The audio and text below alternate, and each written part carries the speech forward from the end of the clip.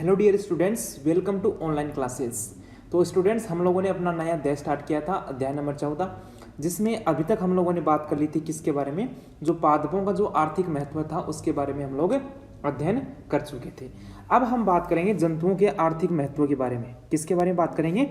जंतुओं के आर्थिक महत्व के बारे में हम थोड़ा अध्ययन करेंगे। देखिए कि जंतुओं के द्वारा हमारे जीवन में कितने आर्थिक महत्व होते हैं, उनके बारे में थोड़ा अध्ययन कर लेते हैं। तो सबसे पहले देखिए, प्राचीन काल से ही मानव विभिन्न जंतुओं को पालतू बनाकर उनका उपयोग भोजन एवं अन्य उपयोगी सामग्री प्राप्त करने के लिए करता आया है। क्या है? प्राचीन समय से ही क्या है, मानव है जो क्या करता है, जंतुओं को पालतू बनाकर उनसे उत्पाद प्राप्त करता है और उनको अपने जीवन के लिए क्या करता है, उपयोग में लेता है।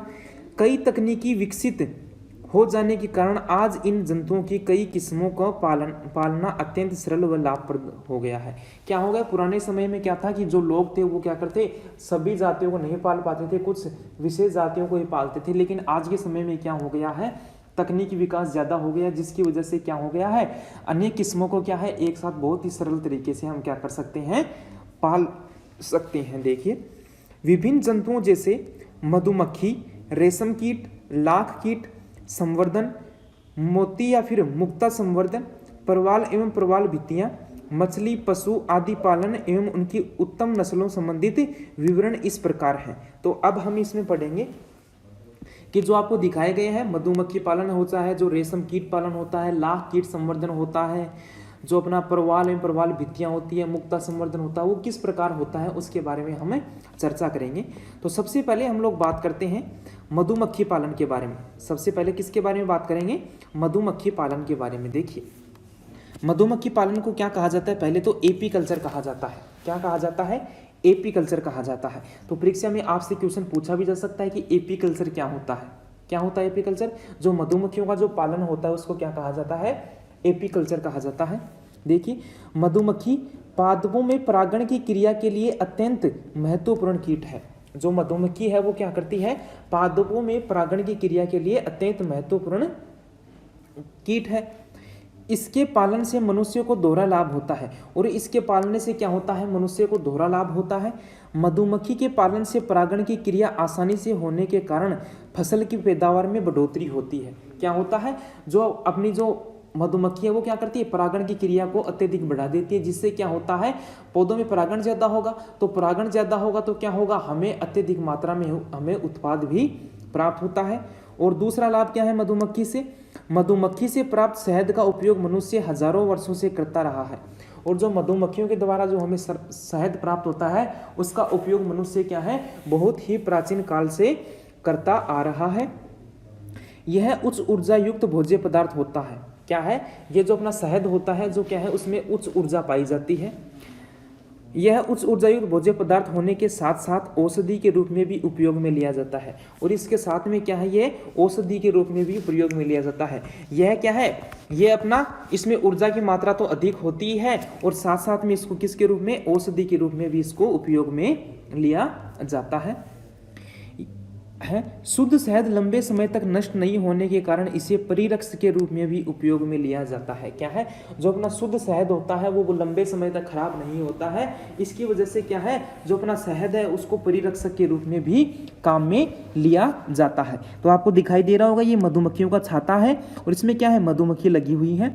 इसको क्या करते हैं हम लोग, इसको हम लोग कृत्रिम विधि के द्वारा इसको मधुमक्खियों को यहाँ से हटा दिया जाता है और शहद प्राप्त किया जाता है। प्राचीन समय से प्रकृति में मिलने वाली मधुमक्खी के छत्तों से शहद तथा मधुमोम प्राप्त किया जाता था। क्या है, जो प्राचीन काल से ही जो मधुमक्खियां हैं उनके द्वारा जो क्या है, उनके द्वारा शहद भी प्राप्त किया जाता था और उनके द्वारा मधुमोम भी प्राप्त किया जाता रहा है। वर्तमान समय में कृत्रिम रूप से छत्तों में मधुमक्खी पालकर बड़ी मात्रा में शहद प्राप्त किया जाता है। और प्रेजेंट समय में क्या है कि मधुमक्खियों का पालन किया जाता है। लोग क्या करते हैं, कृत्रिम छत्ते बनाते हैं और उनमें क्या करते हैं, मधुमक्खियों का पालन करते हैं और उसके द्वारा किसका प्राप्त करते हैं, शहद भी प्राप्त करते हैं और जो मधुमोम है उसको भी क्या करते हैं, प्राप्त करते हैं। और अपना आर्थिक महत्व अत्यधिक दिया गया है इसको। उसके आगे अपना रेशम कीट पालन। अगला कौन सा अपना, वो है अपना रेशम कीट पालन। की देखो रेशम कीट का पालन किस तरीके से किया जाता है उसके बारे में हम लोग बात करते हैं। देखो, रेशम प्राप्त करने के लिए हजारों वर्षों से हम रेशम कीट का पालन करते आए हैं। क्या है? रेशम को प्राप्त करने के लिए क्या है, मनुष्य बहुत ही पुराने समय से क्या करता आया है, रेशम कीट का पालन करता आया है। रेशम से कपड़े बुनने की प्रक्रिया का प्रारंभ सर्वप्रथम चीन में हुआ, और जो रेशम था उसके द्वारा जो कपड़े बुनने का कार्य सर्वप्रथम कहाँ किया गया? चीन में हुआ। वर्तमान में यह भारत सहित विश्व के कई देशों में कुटीर उद्योग बन चुका है, और वर्तमान समय में क्या है, भारत के अलावा और भी अनेक देश हैं जिनमें क्या है, जो रेशम है उसके द्वारा जो रेशे निर्माण किए जाते हैं वो क्या है, कुटीर उद्योग के रूप में बहुत से देशों में फैल गया है। रेशम कीट का जीवन परिचय। अब हम बात करते हैं जो रेशम कीट है उसका जीवन परिचय के बारे में बात करेंगे। तो देखिए, ऐसे कीट जो रेशम जैसा धागा उत्पन्न करते हैं, क्या ऐसे कीट जो क्या करते हैं, रेशम जैसा धागा उत्पन्न करते हैं, उन्हें रेशम कीट कहते हैं। उन्हें क्या कहा जाता है? रेशम कीट कहा जाता है। इनसे शहतूत की पत्तियों पर वृद्धि करने वाले रेशम कीट की जाति क्या है? शहतूत की पत्तियों पर वृद्धि करने वाले रेशम कीट की जाति जिसका क्या नाम है? बोम्बिकस मोराई। जिसका नाम क्या है? बोम्बिकस मोराई प्रमुख है। ये क्या है? ये एक हमारे क्या है, रेशम कीट की प्रजाति है जो किस पर जीवन यापन करती है? अपना शहतूत की पत्तियों पर जीवन यापन करती है। वर्तमान में चीन व जापान के बाद भारत रेशम उत्पादन के क्षेत्र में तीसरे स्थान पर है। क्या है? वर्तमान समय में क्या है, चीन और जापान के बाद में क्या है, भारत रेशम उत्पादन के क्षेत्र में तीसरे स्थान पर है। यह आर्थ्रोपोडा संघ के इंसेक्टा वर्ग के लेपिडोप्टेरा गण का सदस्य है। ये क्या है? आर्थ्रोपोडा जो संघ है उसके इंसेक्टा वर्ग में क्या है, लेपिडोप्टेरा जो वर्ग है अपना, जो गण है उसका क्या है, सदस्य है। कौन सा? अपना बोम्बिकस मोराई। इससे आगे देखिए, यह अच्छी गुणवत्ता की रेशम का उत्पादन करता है, और यह क्या करता है, अच्छी किस्म की रेशम का उत्पादन करता है।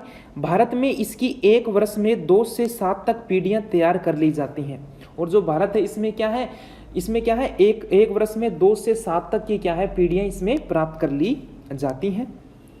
अंडज उत्पत्ति के बाद अंडे से लार्वा बाहर आ जाता है। क्या होता है इसमें? जैसे ये अंडा देता है और अंडज की जैसी उत्पत्ति होती है तो इसके बाद क्या है, अंडे से जो क्या है, लार्वा बाहर आने लग जाता है। क्या होने लग जाता है? अंडे से लार्वा बाहर आने लग जाता है।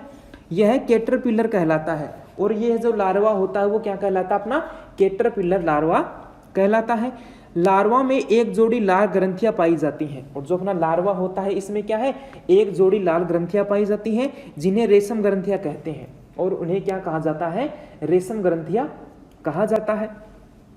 आगे देखिए, जब ये पूर्ण विकसित हो जाती हैं, और जब क्या होता है, जब ये रेशम ग्रंथियां पूर्ण विकसित हो जाती हैं तब यह लार्वा की लंबाई से 5 गुना अधिक लंबी हो जाती है। तब क्या होता है, जो लार्वा की कुल लंबाई होती है उससे 5 गुना अधिक लंबाई की हो जाती है।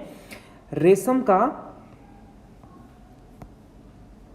स्त्रवण द्रव्य के रूप में होता है, और जो रेशम होता है उसका स्त्रवण क्या है, उसके द्रव्य के रूप में होता है, जो हवा के संपर्क में आने पर कठोर होता जाता है। जो क्या है, जैसे हवा के संपर्क में आएगा, जैसे द्रव्य के रूप में बाहर निकला, और द्रव्य के रूप में जैसे ये हवा के संपर्क में आता है तो ये क्या हो जाता है, ठोस के रूप में बन जाता है। किसके रूप में बन जाता है? ठोस के रूप में बन जाता है। रेशम कीट के पूर्ण विकसित लार्वा की लंबाई, जो रेशम कीट होता है उसका जो लार्वा होता है उसका जो संपूर्ण विकसित हो जाता है उस समय इसकी लंबाई कितनी होती है, 7.5 सेंटीमीटर होती है। जो आपको ये दिखाई दे रहे हैं, आपको ये रेशम कीट ही है, ये आपको दिखाई दे रहा है ना, ये क्या है, रेशम कीट है। और जब ये पूर्ण विकसित हो जाता है तो इसकी लंबाई कितनी होती है, 7.5 सेंटीमीटर इसकी लंबाई होती है। यह भोजन करना बंद कर देता है, और जब यह पूर्ण विकसित हो जाता है तो उस समय क्या करता है, यह भोजन करना बंद कर देता है। इसके पश्चात क्या होता है, कोकून बनना आरंभ हो जाता है, और इसके पश्चात क्या हो जाता है, कोकून बनना आरंभ हो कर देता है। अपने चारों ओर रेशम के धागों का स्त्रवण कर पूर्णतः बंद हो जाता है। देखो इसमें क्या आ रहा है, देखा आप लोगों ने देख रहे होंगे यहाँ पे, यह अपने चारों ओर क्या करता है, रेशम के धागों का क्या कर लेता है, आवरण अपने चारों ओर फैला लेता है, और क्या हो जाता है, और ये क्या हो जाता है, निष्क्रिय हो जाता है। कोकून के अंदर बंद निष्क्रिय लार्वा क्यूपा कहलाता है, और इस कोकून के अंदर जो बंद निष्क्रिय जो लार्वा होता है उसको क्या कहा जाता है, उसको क्या कहा जाता है, यूपा कहा जाता है, प्यूपा कहा जाता है। क्या कहा जाता है, प्यूपा कहा जाता है। कोकून लगभग 1000 से 1200 मीटर लंबे रेशम के धागे का बना होता है। और ये जो कोकून होता है वो क्या है, लगभग 1000 से 1200 मीटर लंबे धागे का बना हुआ क्या होता है, एक हमारे पास ऐसी संरचना होती है एक कोकून कि अगर एक कोकून को हम लोग खोलें, अगर इससे रेशा प्राप्त करें तो वो क्या है 1000 से 1200 मीटर लंबा क्या प्राप्त होता है, हमें इससे रेशा प्राप्त होता है। और एक कोकून का भार कितना, एक कोकून का भार लगभग 1.5 से 2.2 ग्राम होता है। जो एक कोकून होता है उसका भार कितना होता है, 1.8 से 2.2 ग्राम होता है, ये इसका भार है। रेशम प्रोटीन का बना होता है, और जो रेशम होता है वो किसका बना होता है, प्रोटीन का बना होता है। इसका भीतरी भाग फाइब्रिन एवं बाहरी भाग सेरेनिन प्रोटीन का बना होता है। जो अपना रेशम होता है इसका जो क्या है, इसका भीतरी भाग किसके द्वारा बना होता है, फाइब्रिन के द्वारा बना होता है। और जो अंदर वाला भाग है वो किसके द्वारा बना होता है, ये अंदर वाला भाग सेरेसिन प्रोटीन का बना होता है। रेशम कीट पालन हेतु शहतूत के बाग लगाए जाते हैं। और जो रेशम कीट का पालन करने के लिए क्या करते हैं, शहतूत के बाग लगाए जाते हैं। किसके बाग लगाए जाते हैं, शहतूत के बाग लगाए जाते हैं। अब हम बात करें किसके बारे में, लाख कीट संवर्धन के बारे में। किसके बारे में बात करेंगे, लाख कीट संवर्धन के बारे में। देखो जो लाख कीट का जो संवर्धन किया जाता है वो किस प्रकार किया जाता है उसके बारे में हम लोग बात करेंगे। देखो लाख कीटों की लक्ष्य ग्रंथियों द्वारा स्त्रावित रेजिन युक्त रालदार पदार्थ को लाख कहते हैं। क्या कहते हैं, जो अपने लाख कीट होते हैं उनकी जो लक्ष्य ग्रंथियां होती हैं उनके द्वारा एक रेजिन युक्त पदार्थ क्या किया जाता है, स्त्रावित किया जाता है, जिसको क्या कहा जाता है, लाख कहते हैं। उसको क्या कहते हैं हम लोग, लाख कहते हैं। लाख के व्यापारिक उत्पादन हेतु लाख कीटों के पालन को लाख संवर्धन कहते हैं। और क्या है, व्यापारिक उत्पादन हेतु जो लाख कीटों का जो पालना की जो क्रिया होती है उसको क्या कहा जाता है, लाख संवर्धन कहा जाता है। क्या कहा जाता है, लाख संवर्धन कहा जाता है। विश्व में लाख के कुल उत्पादन का 80% भाग भारत में उत्पादित होता है। क्या है, भारत में उत्पादित होता है। विश्व में जितना हमारे पास क्या है, विश्व में जितना लाख उत्पादन होता है उसका 80% भाग भारत में उत्पादित होता है। कितना, 80% भाग भारत में उत्पादित होता है। लाख कीट का वैज्ञानिक नाम क्या है, लेसिफरलेका है। जो लाख कीट है उसका वैज्ञानिक नाम क्या है, लेसिफरलेका इसका वैज्ञानिक नाम है। ये छोटे आकार के रेंगने वाले शलकीय कीट होते हैं। और ये क्या है, छोटे आकार के रेंगने वाले शलकीय क्या होते हैं, अपने कीट होते हैं, जो स्वयं स्रावित लाख से बने आवरण में बंद रहता है। और जो क्या करता है, इसके द्वारा खुद के द्वारा क्या किया जाता है कि स्रावित किया जाता है, लाख का आवरण उसमें क्या रहता है, ये बंद रहता है। यह आवरण इसे सुरक्षित रखता है। और यह जो आवरण है इसे क्या रखता है, सुरक्षित रखता है। नर लाख कीट मादा से आकार में छोटे तथा गुलाबी रंग के होते हैं। जो नर लाख कीट होते हैं, जो नर लाख कीट का जो जीव होता है वो क्या है, मादा से क्या होता है, छोटा होता है और गुलाबी रंग के होते हैं। ये केवल निम्फावस्था में ही लाख उत्पन्न करते हैं। और जो नर हमारे पास जो नर लाख के जो जीव होते हैं वो क्या करते हैं, निम्फावस्था में ही लाख को उत्पादन करते हैं। मादा लाख कीट आकार में बड़ी होती है। जो मादा होती है वो क्या होती है, आकार में बड़ी होती है तथा अधिक लाख उत्पन्न करती है। जो क्या करती है, नर की तुलना में अधिक लाख उत्पन्न करती है।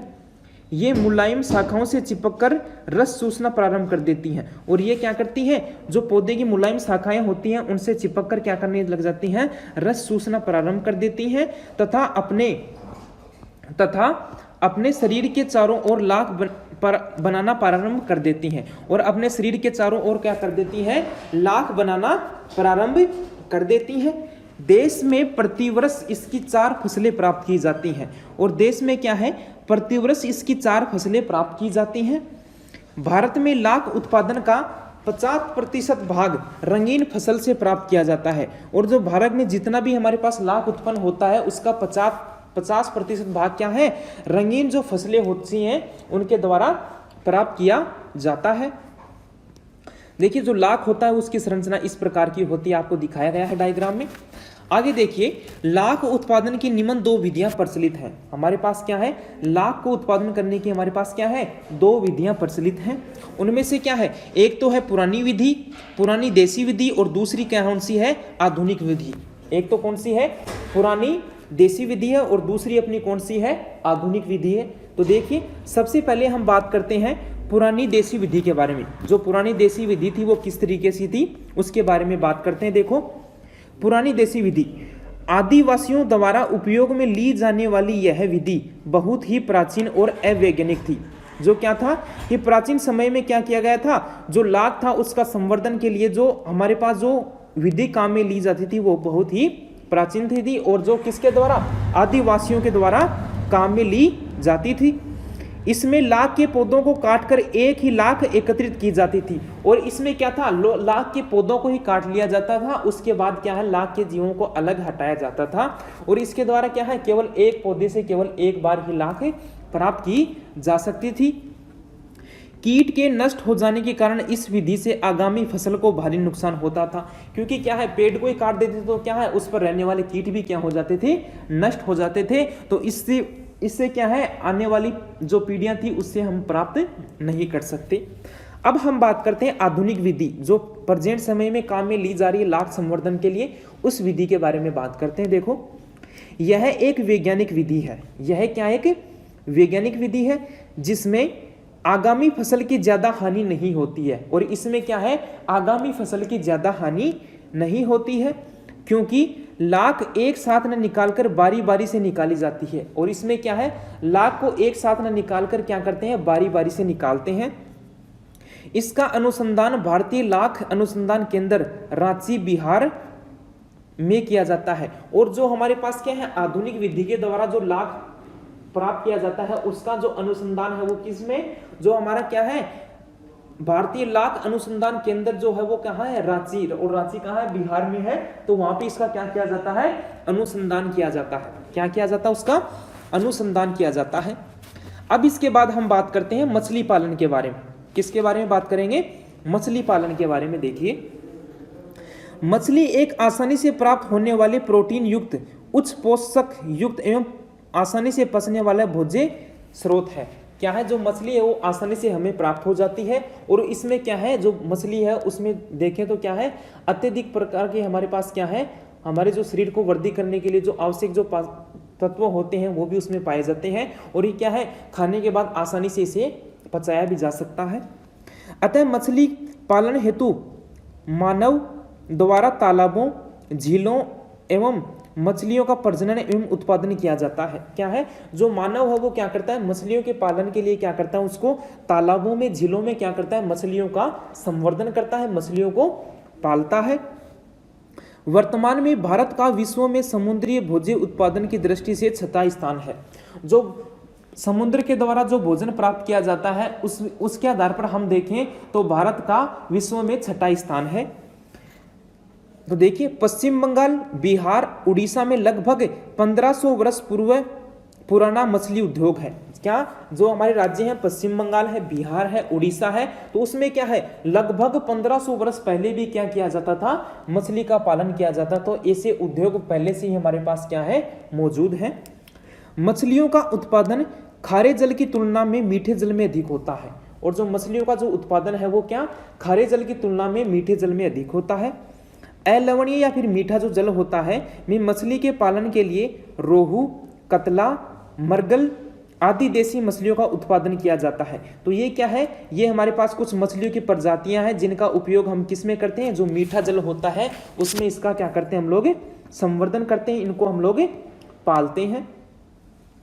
आगे देखिए कुछ उद्योगों में विदेशी मछलियों, कुछ उद्योगों में क्या है विदेशी मछलियों को भी पाला जाता है। तो देखो जो विदेशी मछलियां हैं उनमें क्या है, उसमें है कामन कार्प। ये क्या है, एक विदेशी मछली है, इसका उत्पादन किया जाने लगा है। जलाशय निर्माण की दृष्टि से चिकनी माटी वाले स्थान को जलाशय निर्माण की दृष्टि से अच्छा माना जाता है। और क्या करते हैं हम लोग, जैसे हम लोग क्या करेंगे मछलियों का संवर्धन करेंगे तो हमें क्या है जल की आवश्यकता होगी। तो जल को क्या करते हैं जलाशय जो बनाने के लिए तो हम क्या करते हैं, जो चिकनी मिट्टी होती है ऐसे क्षेत्र को हम चुनते हैं जिसमें क्या है चिकनी मिट्टी पाई जाती है और उसमें क्या करते हैं हम लोग मछली पालने के लिए जलाशयों का निर्माण करते हैं। उसके आगे देखिए इस जलाशय का तापमान, प्रकाश, ऑक्सीजन, जल प्रवाह आदि नियंत्रित करने के लिए मछलियों का अधिक उत्पादन किया जा रहा है। इसके लिए क्या है मछलियों का अत्यधिक उत्पादन किया जा रहा है। प्राकृतिक भोजन जैसे सूक्ष्म जलीय पादप, जंतु एवं कृत्रिम जैसे चावल की भूसी, गेहूं की चापड़, अनाज के टुकड़े आदि भोजन दिया जाता है। और जो मछलियों को क्या है, जो चावल की जो भूसी होती है, जो चावल प्राप्त करने के बाद में जो भूसा बचता है उसका उपयोग किया जाता है, गेहूं की जो चापड़ होती है उसको प्राप्त किया जाता है, और जो अनाज के जो टुकड़े होते हैं वो किसके रूप में, इन मछलियों के भोजन के रूप में काम में लिए जाते हैं। और ये आपको कुछ मछलियों की कुछ किस्में दिखाई दी गई हैं। इसमें देखो ये मछलियां हैं जिनको किससे प्राप्त किया गया है, हमारी जो मछली प्राप्त करने के लिए जलाशय होते हैं उनसे प्राप्त किया जाता है। अब हम बात करते हैं पशुपालन के बारे में। किसके बारे में बात करेंगे, पशुपालन के बारे में, जिसको क्या कहा जाता है, एनिमल हस्बेंड्री भी कहा जाता है। इंग्लिश में क्या कहा जाता है, पशुपालन को एनिमल हस्बेंड्री कहा जाता है।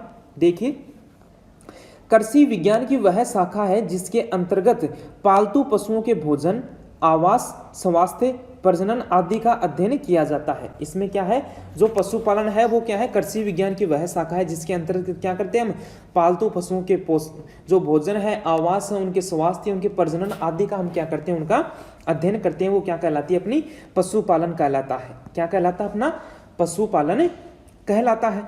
भारतीय अर्थव्यवस्था में पशुपालन का विशेष महत्व है। और जो भारत की जो अर्थव्यवस्था है उसमें पशुपालन का बहुत ही महत्व है। इसमें से दुग्ध उत्पादन का सर्वाधिक योगदान है। और इसमें क्या है, दुग्ध उत्पादन का सर्वाधिक योगदान रहा है। किसमें, जो भारत की अर्थव्यवस्था है उसमें।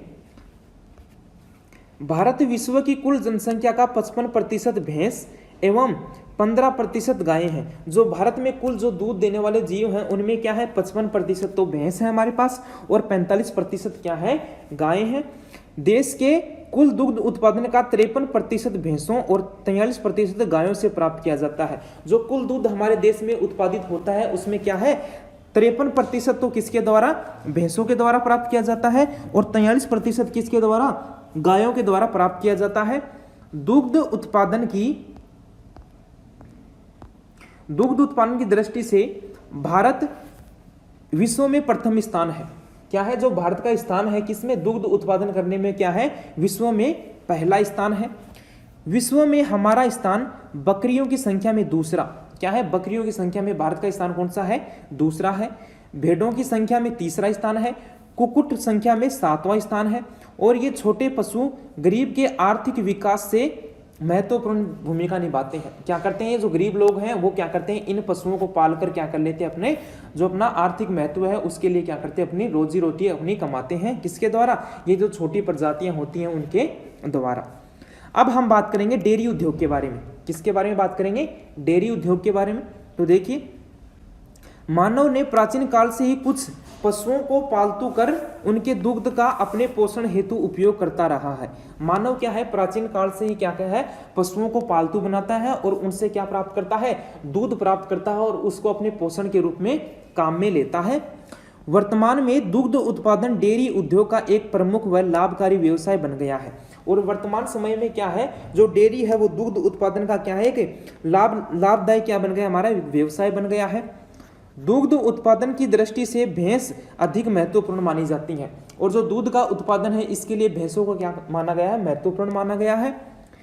भैंस की कुछ अच्छी नस्लें इस प्रकार हैं। अब भैंस की कुछ महत्वपूर्ण नस्लें हैं जिनका नाम है जाफराबादी, मुर्रा, सुखी, भद्रावरी, मेहसाना। ये आदि क्या है, हमारे पास जो भैंस होती हैं वो बहुत अधिक दूध देती हैं। उनकी कुछ नस्लें हैं, उनके बारे में बताया गया है।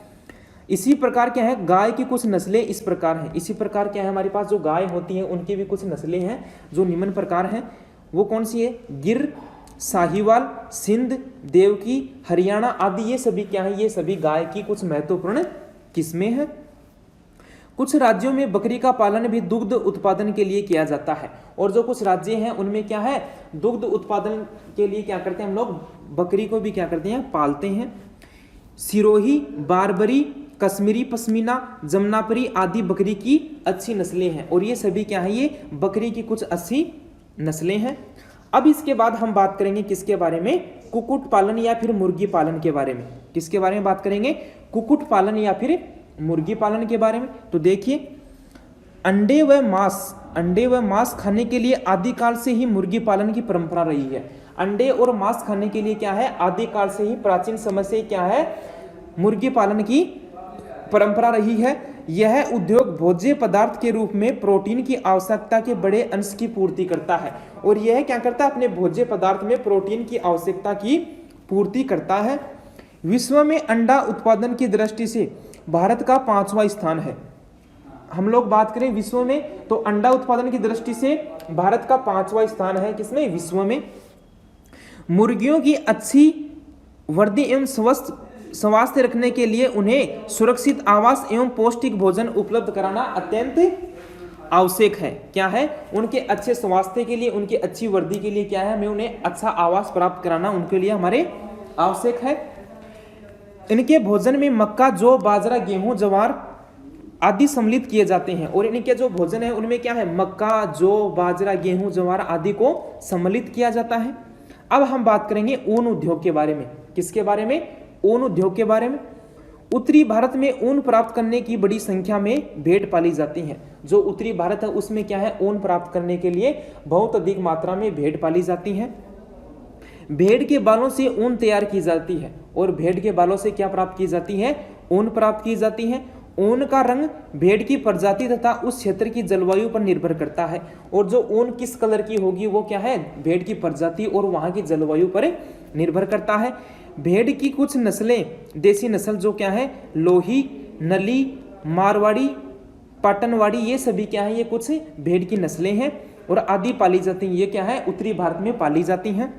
ऊन उत्पादन की दृष्टि से राजस्थान देश का महत्वपूर्ण राज्य है। और ऊन उत्पादन की दृष्टि से देखें तो हमारा जो राजस्थान है वो क्या है, देश में क्या है, महत्वपूर्ण भाग रखता है अपना। आगे देखिए, अब हम बात करते हैं परवाल एवं परवाल भीतियों का जो उत्पादन किया जाता है वो किस तरीके से किया जाता है, उसके बारे में हम लोग बात करते हैं। एकल या निवही पालिप जंतु सिलेंटेटा संघ के हैं। और ये हमारे पास क्या है, परवाल और परवल जो भीति जो है, निवही जो पालिप जंतु हैं वो क्या है, सिलेंटेटा संघ के हैं। किसके हैं? सिलेंटेटा संघ के हैं। कैल्शियम कार्बोनेट का बना कंकाल स्त्रावित करते हैं। और ये क्या करते हैं, कैल्शियम कार्बोनेट का बना CaCO3 का बना हुआ क्या करते हैं, कंकाल स्त्रावित करते हैं, जिसे कोरल या परवाल कहा जाता है। जिसको क्या कहा जाता है, कोरल या फिर क्या कहा जाता है, परवाल कहते हैं। अधिकांश कोरल एंथोजोआ वर्ग के जीवों द्वारा स्त्रावित किए जाते हैं। और अधिकांश जो कोरल है वो किसके द्वारा, एंथोजोआ वर्ग के जीवों द्वारा स्त्रावित किया जाता है। परवाल निवह के पालिपों के लगातार मुकुलन से समुद्र में चुन्नेदार चट्टानों या कवच के बने टीलों के समान रचनाएं बनती हैं, जिन्हें परवाल भीतियां कहा जाता है। और आपके पास आपको दिखाई दे रही है, हमारे पास ये जो चूने की जैसी संरचनाएं आपको दिखाई दे रही हैं, वो सभी क्या है अपनी, वो सभी है अपनी परवाल भीतियां कहते हैं। इनको क्या कहा जाता है, इनको परवाल भीतियां कहा जाता है। अब हम बात करेंगे किसके बारे में, मोती या मुक्ता संवर्धन के बारे में। किसके बारे में, मोती या मुक्ता संवर्धन के बारे में। तो देखिए, मोलस्का संघ के जंतु आर्थिक रूप से मानव के लिए अत्यंत ही महत्वपूर्ण है। जो मोलस्का संघ के जो जीव हैं वो क्या है, मानव के जो आर्थिक महत्व है इसके लिए बहुत ही महत्वपूर्ण है। बटन, मोती, कोडी आदि प्राप्त होने के कारण ये व्यापारिक दृष्टिकोण से उपयोगी हैं। और इनके द्वारा क्या है, बटन प्राप्त किए जाते हैं, मोती प्राप्त किए जाते हैं और जो कोडी प्राप्त किए जाते हैं। इसकी वजह से क्या है, ये महत्वपूर्ण है। प्राचीन काल से ही मोती रत्नों या मणिकों के रूप में मूल्यवान माने जाते हैं। और क्या है, जो अपने मोती हैं उनको रत्नों में क्या माना जाता है, मूल्यवान माना जाता है। इस कार्य के लिए मोलस्का के हजारों टन कवच प्रतिवर्ष उपयोग में लाए जाते हैं। और इस कार्य के लिए क्या है, जो मोलस्का है उसके हजारों टन जो कवच हैं वो प्रतिवर्ष उपयोग में लाए जाते हैं। मुक्त सूक्तियों से अति सुंदर, आकर्षक एवं मूल्यवान मोती मिलते हैं। जो मुक्त सूक्तियां होती हैं उनके द्वारा क्या है, अत्यधिक मूल्यवान, आकर्षक और बहुत ही सुंदर मोती प्राप्त होते हैं। तो आपको दिखाई दे रहा होगा मोती संवर्धन इस प्रकार किया जाता है।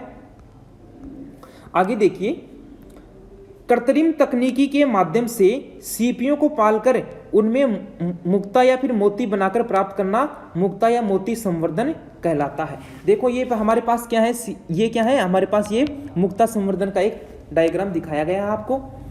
मोती एक मूल्यवान रत्न माना जाता है। और जो मोती है अपना क्या है कि मूल्यवान रत्न है, जो प्राय सफेद चमकीली गोलाकार रचना होती है। जो प्राय क्या है, सफेद चमकीली गोलाकार रचना है, जिसे आयस्टर जैसे मोलस्क अपने कवच के नीचे स्वयं की रक्षा के लिए स्रावित करते हैं। जो ओयस्टर नामक क्या है, मोलस्क है, वो क्या करता है, अपनी सुरक्षा के लिए क्या करता है, अपने कवच के नीचे क्या करता है, इसको स्रावित करता है।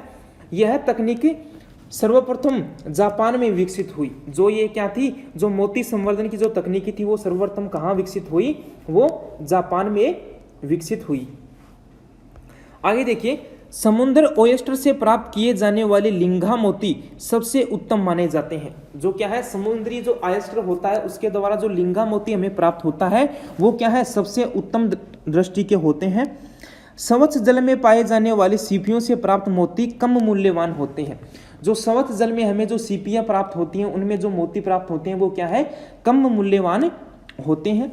जंतुओं के अन्य महत्व है। अब हम बात करेंगे कुछ जंतुओं के अन्य महत्वों के बारे में। तो देखिए, इनमें मधु या शहद, मोम, रेशम, लाख आदि के अतिरिक्त जंतुओं के अन्य उपयोग इस प्रकार हैं। जो क्या है, देखो, सबसे पहले है रंग के रूप में।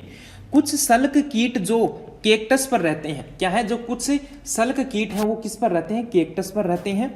इनके सूखे शरीर से टेनिन और कोकिनोल रंग प्राप्त किया जाता है। इसके जो सूखा शरीर होता है उसके द्वारा क्या प्राप्त किया जाता है, केनिन और जो अपना कोकिनोल रंग है वो प्राप्त किया जाता है।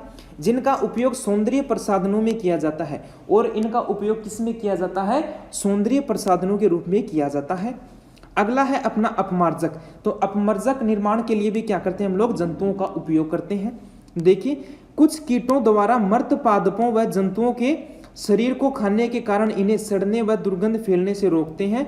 अर्थात अपमार्जक का कार्य अपने जैसे दीमक, दिलचट्टा आदि ये क्या करते हैं, जैसे हमारे कोई पशु मर गया तो उस पर क्या करते हैं ये लोग, अपमार्जक क्या करते हैं, उस पर कार्य करते हैं और उसको क्या कर देते हैं, जल्दी ही सड़ा गला देते हैं उसको।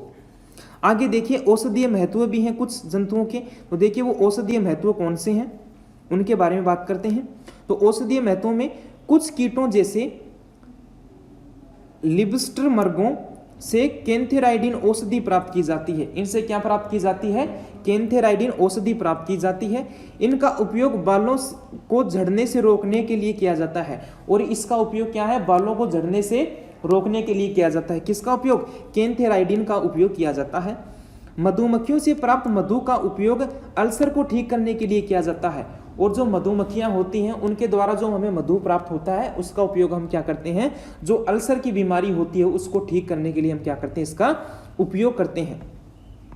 कोचिनिल कीटों से प्राप्त कार्मिनिल अम्ल का उपयोग कुकुर, खांसी तथा चेहरे व सिर की तंत्रिका पीड़ा को ठीक करने के लिए किया जाता है। जो कोर्मिनल अम्ल जो होता है वो किसके प्राप्त होता है, हमें कोजिनिल से प्राप्त होता है। और उसका उपयोग जो कुकर, खांसी होता है या फिर चेहरे और सिर की जो क्या है तंत्रिकाओं में पीड़ा होती है, जब दर्द होता है तो इसका उपयोग के लिए इसका उपयोग किया जाता है। अब आगे देखिए भोजन के रूप में। तो भोजन के रूप में क्या है, मांसाहारी मनुष्य में मछलियों, सांप, छिपकलियों आदि को भोजन के रूप में काम में लेते हैं। क्या करते हैं लोग, भोजन के रूप में भी इनको काम में लेते हैं। अगला है अपना पादपों में परागण के रूप में। पादपों में परागण भी किया जाता है। पुष्पीय पादपों में निषेचन के लिए परागण की क्रिया का होना अत्यंत आवश्यक है। क्या है, जो पुष्पीय पादप हैं उनमें क्या है, जो क्या है, निषेचन के लिए परागण की क्रिया होना अति आवश्यक है। कई कीट जैसे तितली, चींटी, मधुमक्खी, मक्खी, भृंग आदि एक पुष्प से दूसरे पुष्प में जाकर परागण की क्रिया को संपन्न करती है। ये क्या करती है, एक पुष्प पर बैठेंगी तो वहां से क्या करेंगे, अपनी जो अपने उसके जो टांगे होते हैं उनसे क्या चिपका लेंगे, वो उनसे क्या चिपका लेंगे, वहां के परागण चिपका लेंगी। और वो क्या करती हैं, एक पौधे से, एक पुष्प से दूसरे पुष्प पर जाकर बैठती हैं तो वहां पर क्या कर देती हैं, ये परागण छोड़ देती हैं। और इस प्रकार क्या होता रहता है, परागण की क्रिया होती रहती है। तो ये कुछ महत्व थे अपने किसके, वो अपने किसके थे, ये थे जंतुओं के महत्व। तो इस चैप्टर में हम लोगों ने बात की किसके बारे में, पादपों के आर्थिक महत्व के बारे में और जंतुओं के आर्थिक महत्व के बारे में। तो इस तरीके से अपना चैप्टर कंप्लीट होता है। और आपको क्या करना है, आपको इसके वानस्पतिक नाम याद रखने, सभी को क्वेश्चन पूछा जाएगा उनमें से। और आपको मैंने क्या कर दिया, इसमें जो आपको असाइनमेंट दिया है उसमें क्विज दिए हैं, उनमें क्या किया मैंने, सभी क्वेश्चंस को उसमें डाल दिया। जो परीक्षा में आने के कुछ चांस बनते हैं वो भी डाल दिए हैं, और जो परीक्षा में आ चुके हैं वो क्वेश्चन भी हम लोगों ने आपको असाइनमेंट में दे दिए हैं। तब तक के लिए हैव ए नाइस डे।